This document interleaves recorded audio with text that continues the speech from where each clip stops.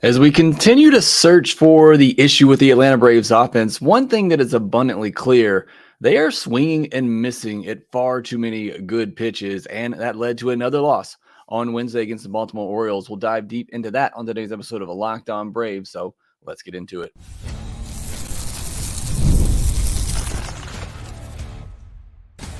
You are Locked On Braves, your daily Atlanta Braves podcast. Part of the Locked On Podcast Network, your team every day. Hey, and welcome back to Locked On Braves, part of Locked On Sports Atlanta, where we cover your favorite Atlanta sports teams each and every day. I am your host, Jake Mastriani. You can follow me on social media at ShortstopBall. Make sure you check out the podcast there as well at LockedOn_Braves. Send in any questions, comments, or feedback that you have for the podcast. I plan to have our mailbag episode live on Thursday night, so be looking out for a post from LockedOn_Braves on X. Submit your question to that post to be answered on our live mailbag episode. Make sure you follow us on YouTube as well. Subscribe there, hit that thumbs up button. And if you're listening on the audio version, you can do me a favor and leave me a 5-star review on Apple, Spotify, wherever you get your podcast. And thank you so much for your support here of Locked On Braves, all my everydayers out there, those that are able to join the live shows. I really appreciate you as well. I'm doing one early morning this time. I know it's an unusual time for me, but thank you for those in here. We got Cherith Bandwagon and Web User 12 in here right now with me. Thank you so much for joining me this morning. Before we get into today's episode, though, it's brought to you by Tax Network USA.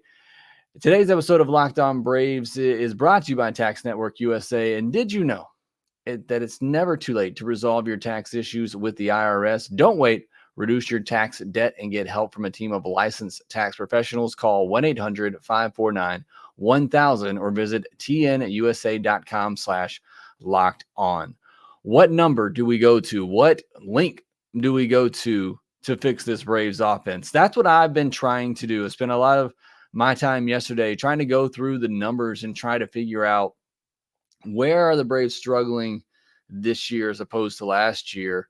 What are other teams that are having success this year doing consistently to have success? And so far, I don't have the answer. I'm going to do some more digging, but it just kind of seems to be sporadic. Now, you have a couple of teams at the top, and we'll get into this a little bit more later as we go through our Around the League segment. You have a couple of teams at the top that are getting it done offensively, and one key component is they're hitting home runs, and that's still always going to be the best way to have a great offense, is hitting home runs. And that's what the Braves did last year. But for the most part, a lot of teams are struggling with that, and they're having to find different ways to win. And right now, the Braves haven't been able to find different ways to win without the home run ball. But let's quickly get into Wednesday's game, a 4-2 loss to the Orioles. You want a bigger recap on this game in particular, you can check out the postcast with me and Grant McCauley. But I want to dive into some of the particulars and do a deeper dive on what I'm seeing. I'll talk about Schwellenbach first, though. 6 innings, 4 hits, 2 walks, 2 earned runs, 3 strikeouts on 89 pitches. He used 6 pitches in this one. He introduced a sinker that the coaching staff said they thought would help him against right-handed pitchers, and he felt like that was the case. An 83.7 mile per hour average exit velocity against just 5 hard hit balls allowed over 6 innings. That's really good stuff from Spencer Schwellenbach. Again, the stuff on his pitches has never really been the question since coming up. It's all just been about the fact of how you sequence those pitches, where to locate those pitches in 2 strike counts. That's really the maturation process for Spencer Schwellenbach from being a legitimate, mid-rotation type of starter at the big league level, which is where I think his ceiling probably is. Maybe a little bit more than that because the stuff is that good. But I think it's him just learning how to pitch at this level. And again, not necessarily a young guy. He's not AJ Smith-Shawver young, but doesn't have a lot of experience pitching under his belt. So it would be understandable that sequencing, understanding where to use those pitches, where to throw those is something that he still needs to learn. And I thought he did a much better job of that on Wednesday. A good outing from him. Some key moments in this game. Matt Olson got a fastball up and was able to drive it out for a 2-run homer to tie up the game. And you just thought right there, is this the moment? We're all looking for that moment, that spark offensively to kind of get everybody going.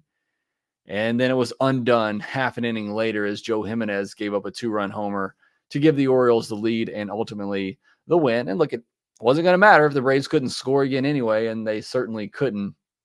But at least Olson gave us a little bit of jolt there for a second. And I think we can't keep lumping Matt Olson into this category of slumping hitters. He's been good for over a month now. He was good in the month of May. He's been even better in the month of June to start. He's going. So now you have him going. You have Ozuna going. Who else can we get going? Look at the top of the lineup on Wednesday, had all the hits. It was the bottom of the order. They couldn't get anything done.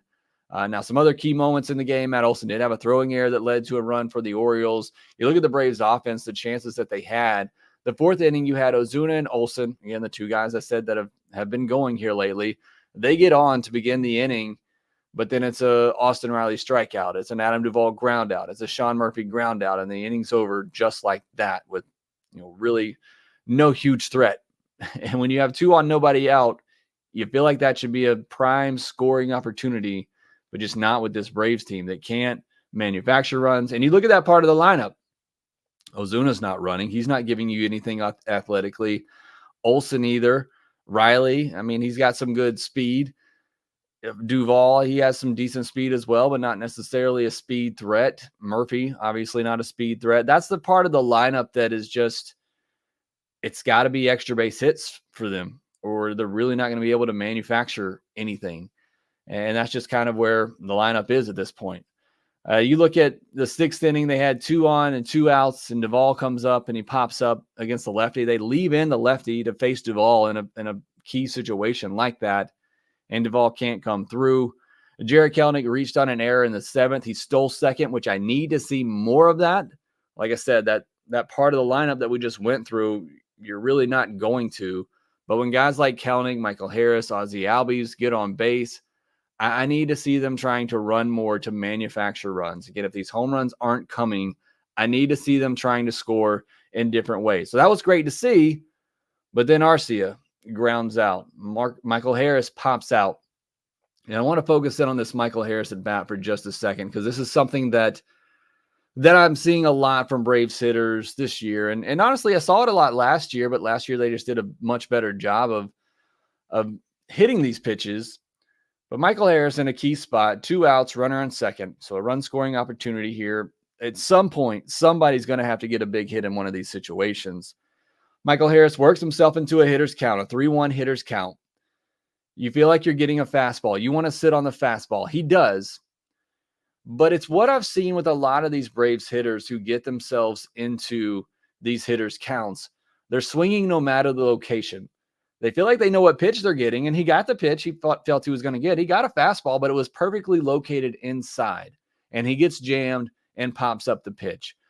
I'm fine if you want to sit on a pitch. It's what the Braves did last year and had so much success doing it. They went up there with a game plan. They felt like they were going to get a pitch in a certain situation, and they jumped on it. If you're going to do that, though, you can't miss it. You can't be late. If you're sitting fastball, you can't get jammed on it. And I know it was perfectly placed inside. I get that. But you can't get jammed on it. If that's the pitch that you're sitting on in a 3-1 count, you cannot get jammed on it. If anything, you need to be pulling that foul. Secondly, just because you know what pitch you're getting, you don't have to swing no matter where it is. And that, to me, is one of the more frustrating things that I see from this Braves lineup. They get in these counts, these counts, and there's no such thing as an obvious count where you know you're going to get a fastball. But it feels like they get in these situations where they feel like they know what pitch they're going to get, and they swing no matter what, no matter where the location is. And I think that's the frustrating part is, you work to get yourselves in these counts. So yes, sit on a pitch, but sit on it in an area. Don't swing at it no matter where it is. And I see this all the time from Braves hitters. They get in these counts. They feel like they have a good idea of what pitch they're going to get, and they're going to swing no matter what, no matter where it is. And that's just not good strategy. That's not a good approach in my mind. Yes, it's a good approach to get yourself in those counts and sit on a pitch, but sit on a pitch in an area that you can do something. And if, middle in, again, greatly painted inside to Michael Harris, if that's not a spot that you can get to, then take it. If it's a strike, then it's a 3-2 count, and you still got another opportunity. But just because you feel like you know what pitch you're getting doesn't mean you have to swing if it's not in a spot where you can do damage. And I see that happen way too much with this Braves lineup. We know they want to ambush pitches. We know they want to sit on pitches that they know they're going to get. Again, they did it last year with great success, but we're seeing them do it in spots where they can't do damage. We're seeing them swing at pitches that are on the black, pitches that they can't do damage with. And so that's one of my biggest frustrations with this team. Next, I want to dive a little bit deeper into the offense. We may not get into around the league this week, but I really wanted to dive deeper into the offense and this swing and miss problem that we're seeing. They're getting good pitches to hit. They're swinging at good pitches. They're just not hitting them. So we'll talk more about that here next. Baseball season is in full swing. Don't miss your chance to add your favorite players from the diamond in your PrizePicks entries, whether it's strikeouts, RBI, first inning runs. Take your pick of more or less and add them to your PrizePicks entry today. PrizePicks is America's #1 fantasy sports app with more than 3 million members. It is the easiest and most exciting way to get in on all the action while you watch your favorite sports and players. Just pick more or less on 2 or more player stats and watch the winnings roll in. As I open up my PrizePicks app today, I see they have Aaron Judge at 11.5 hitter fantasy score. You want to look at some of the numbers they have for the Braves game today. They have Adam Duvall at 0.5 home runs. You think he's going to hit a home run today? That's pretty much all he does.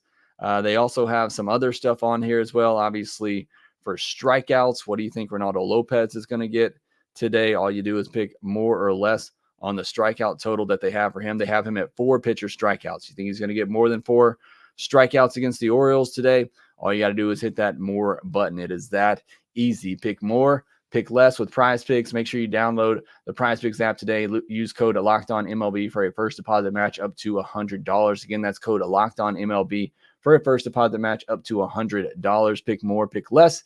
It's that easy with PrizePicks. Several years ago, my wife and I started looking for life insurance.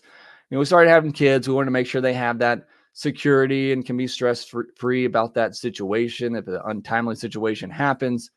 I wish we would have known about Policygenius at that time. They are the country's leading online insurance marketplace, saving you time and money so you can provide your family with the financial safety net starting today. With Policygenius, you can find life insurance policies that start at just $292 per year for $1 million of coverage.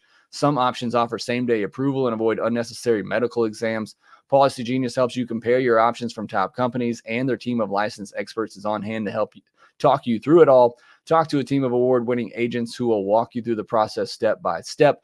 Check life insurance off your to-do list in no time with Policygenius. Head to policygenius.com/LockedOnMLB or click the link in the description notes below to get your free life insurance quote and see how much you could save. That's policygenius.com/LockedOnMLB.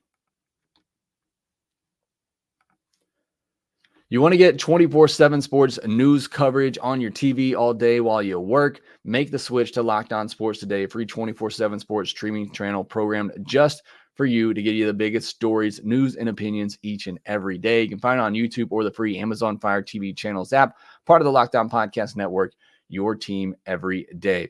As I said earlier, I plan to have our live mailbag episode tonight, so be ready for that and submit your questions for that episode. And hopefully we'll be talking about Braves win on Thursday afternoon.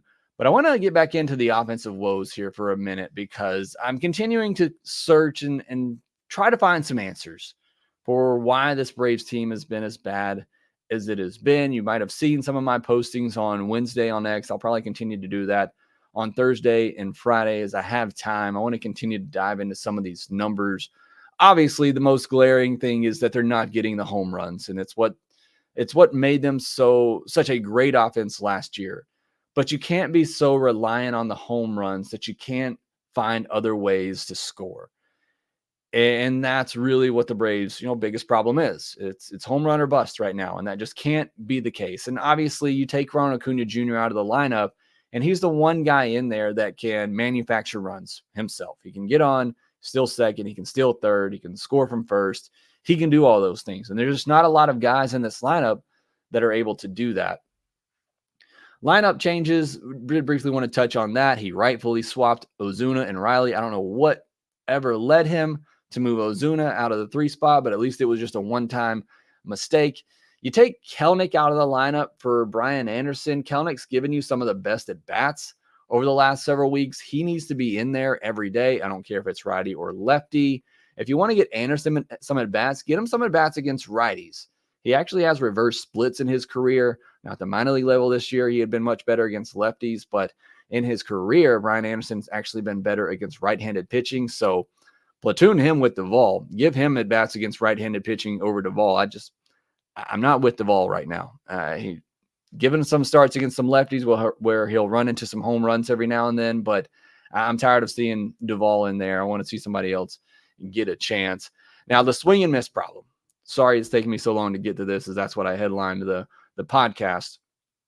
I'm going to throw some numbers at you. A lot of you have asked for some more analytical takes right now on what some of the struggles are with the Braves. So I'm going to talk about swing decisions, plate discipline for the Atlanta Braves. The Braves swing at 50.6% of the pitches they see. That's the third highest rate in Major League Baseball. That's not necessarily a bad thing. It's just they swing a lot. They swing at a lot of pitches. And Baltimore is fifth in that regard. If you get a pitch you like, swing at it. And I talked about this earlier with Michael Harris. Go up there hunting pitches. I wish they would just hunt pitches in certain zones and places where they can do damage. It feels like they're just hunting pitches no matter where they are. And I think that strategy needs to be adjusted. Now they have an O swing percentage of 29.2%. That's seventh highest in baseball. That's not particularly great. O swing percentage means the percentage of swings on pitches outside of the zone. How much are they chasing?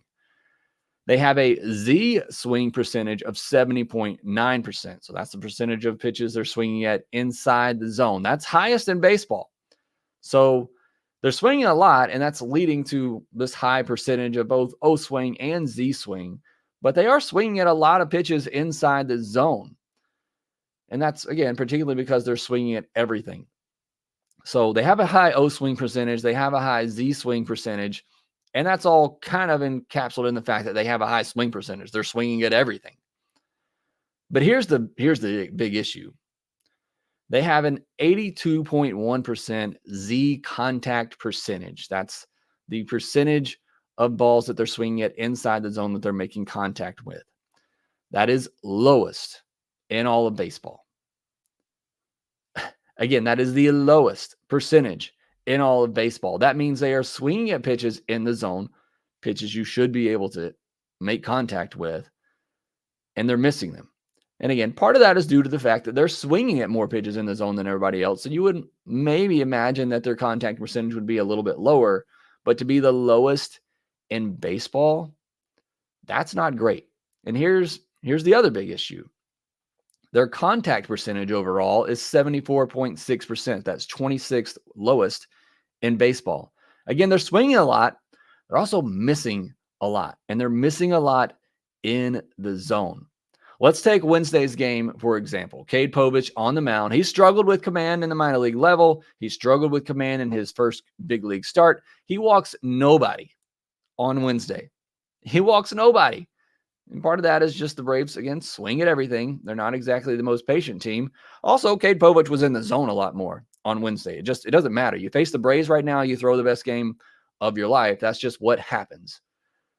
But again, the Braves only swung at 34% of the pitches out of the zone. That's good. They weren't chasing a lot of his pitches. Again, he was in the zone. They weren't chasing a ton. They swung at 65% of the pitches in the zone. But here's the problem. They only made contact with 76% of the pitches they swung at in the zone. For comparison's sake, the Orioles swung at 64% of Schwellenbach's pitches in the zone. That's pretty much the same thing the Braves did. But where the Braves had a 76% contact rate on pitches they swung at in the zone, the Orioles, 96%. When you swing at pitches inside the zone, good hitters should be making contact. Of course, you want quality of contact, but you should be making contact. That is alarming, and that is glaring when you have two teams, and I'm just looking at the starting pitchers here, but you have two teams. One team And both teams are swinging at pitches inside the zone at the same rate. But one team is making contact with those pitches 96% of the time, and you're only making contact with those pitches 76% of the time. That's a big issue. They're getting good pitches to hit. They're just not hitting them. And that's a major problem with this Braves team. Eno Saris pointed out in a tweet, because somebody's asking him, what's the issue with the Braves? And one thing he pointed out, and I've talked about it on here as well, they're seeing more four-seam fastballs than anybody this year. Over 36% of the pitches they've seen this year are four-seam fastballs. I'm not really sure what to make of that just yet. Watching it, eye test tells me the Braves have been a tick off on fastballs all year. But you look at the numbers, and I posted this on social media on Wednesday as well. Braves hitters haven't necessarily been terrible on four-seam fastballs this year. Their averages are down a little bit from last year, except for Ozuna. His obviously is up on everything. The two players that were struggling with four-seam fastballs the most this year are Ronald, who was just, I don't understand it. I believe his average was 111 against four-seam fastballs this year, and Austin Riley. But everybody else has hit four-seamers pretty well, but that does seem to be a way that pitchers are attacking the Braves this year. They are attacking them with four-seam fastballs. And again, just the eye test tells me that they're a tick off on those pitches. When they're making contact with them, they're still getting pretty good results, but you've seen a lot of foul balls. You've seen a lot of swings and misses on pitches above the zone, especially Adam Duvall here in these last couple of games, swinging at pitches at his eyeballs. But that seems to be a big change from last year, where they were 18th in baseball in the number of four-seam pitches they saw. This year, they are seeing the most. So teams have seen something in the Braves hitters that said they need to be attacking them more with four-seam fastballs. And that's apparently been working, because this Braves offense is struggling. So that's something else to keep an eye on right now with this Braves offense. All right, we're going to take another break. I'll come in, maybe quickly do some around the league stuff, talk about some standings and news, and then I'll set you up for Thursday afternoon's game where the Braves will be trying to avoid a sweep. We'll do that here next.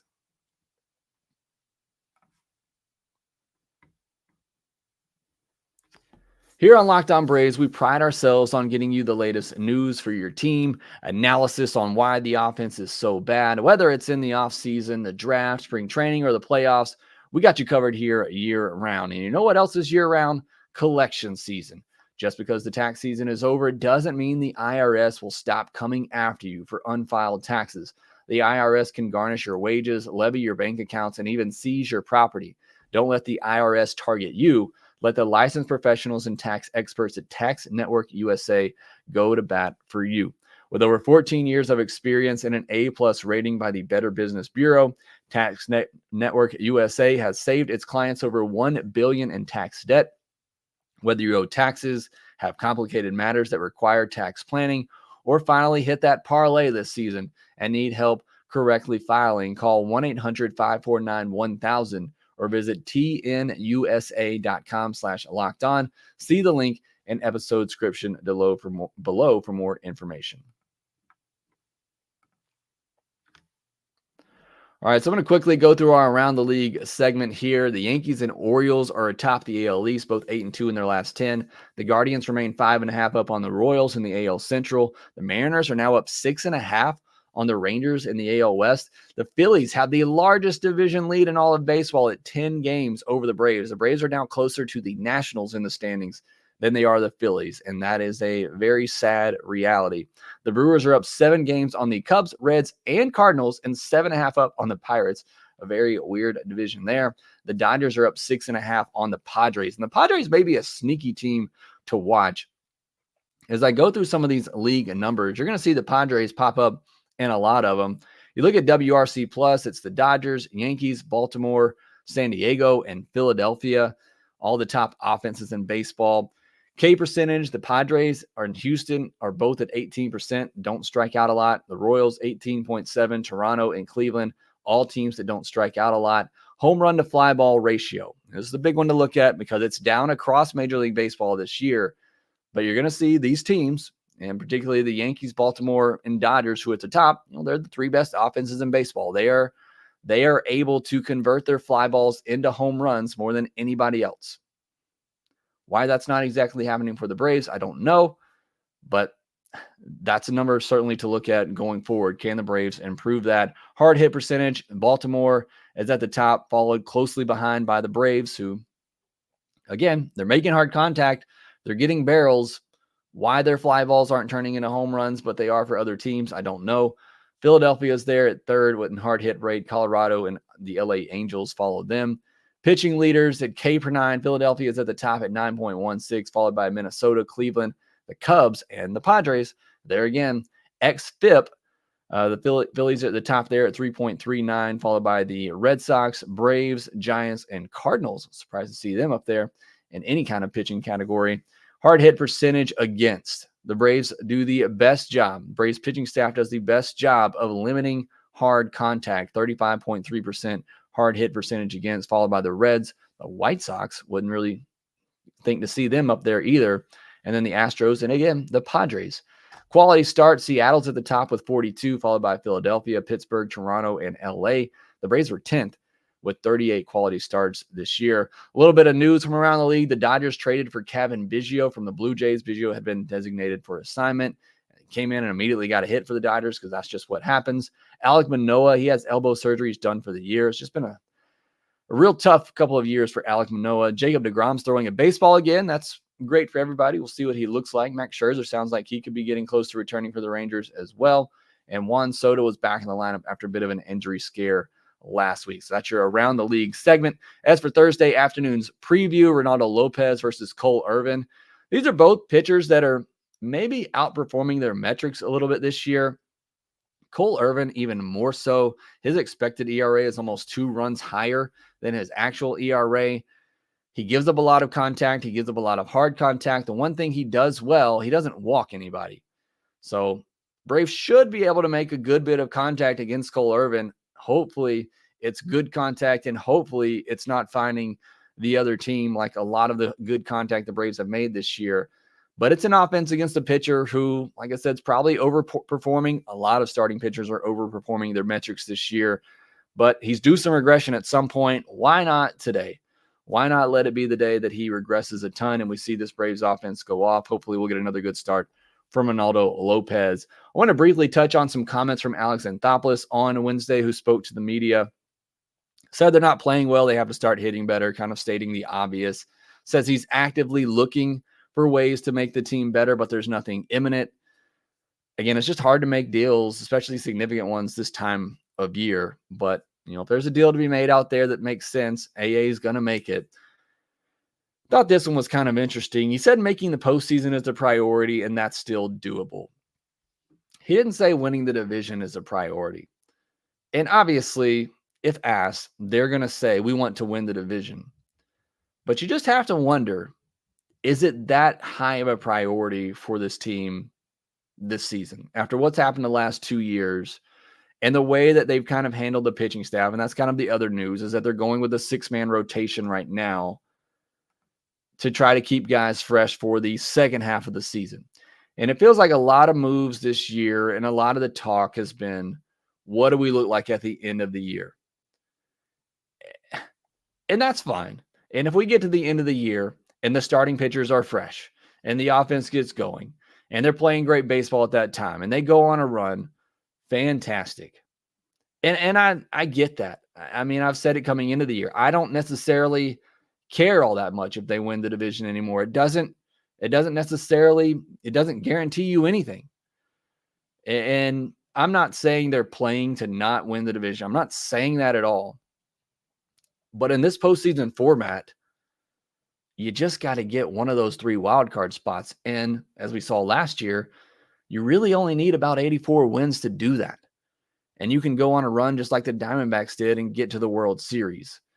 So it just seems like a lot of the things I'm hearing said lately, and the way that the Braves are kind of handling their pitching staff in particular, a lot of the focus seems to be on the second half of the season and getting to the end of the season with a healthy rotation, playing your best baseball at the end of the season. And that's great. As long as you're doing that then. Makes it tough right now because they're playing horribly. But again, that just seems to be a lot of the focus. And you're going with a 6-man rotation. And you're throwing a couple of young guys in there. And look, Schwellenbach did well. We'll see what Waldrop can do his next time around. But I'm not saying they're throwing games. I'm not saying they're trying to lose right now. That is not what they are doing. They're trying their best. They want to win every game. I believe that. But just everything that I'm seeing from a front office standpoint says we're looking more towards the end, and we're not necessarily so much concerned about right now. And again, I'm not trying to say they don't want to win now. They do. But I get the feeling that going all out to win the division like they did in 2022, chasing down the Mets, it doesn't feel like that is the priority this year. The priority is making sure your guys stay healthy and fresh, in particular the pitching staff, for the second half of the season. So I just thought that was a little bit interesting hearing those comments from Alex Anthopoulos. We'll see what plays out, and we'll see if he's able to make some moves to help this team get going. Certainly something needs to change offensively. I'll continue to look for those answers and have those conversations with you on social media, which, by the way, thank you so much for the conversation on X as I continue to throw some of these stats out there as we look for the answers together. Thank you so much for all the dialogue there. That's been great, as well as in the comments section below.